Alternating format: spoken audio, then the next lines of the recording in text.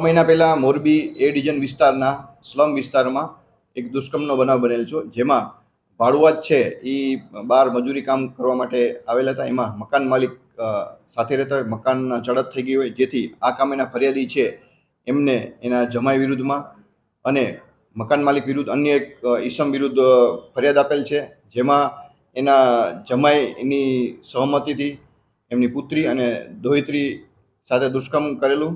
પહેલાં એના જમાઈ છે એને સહમતિ આપી અને મકાનના જે મકાન માલિક છે એને સહમતિ, પછી એની જે નજર બગાડી અને જેની દોહિત્રી છે ફરિયાદીની એની સાથે પણ મકાન માલિકે દુષ્કર્મ ગુજારેલું, જે બાબતે ગુનો દાખલ કરી અને આરોપીના રિમાન્ડ મેળવી અને આગળની કાર્યવાહી એ ડિવિઝન પીએ ચલાવી રહી છે. આ કામેમાં એક આરોપી ધરપકડ કરવાના બાકી છે. કેટલા આરોપીઓ ભેગા છે? હાલ અત્યારે 3 પૈકી 2 આરોપી પકડેલા છે અને એક આરોપી નાસ્તો કરતો છે, એક આરોપી પકડવાનો બાકી છે.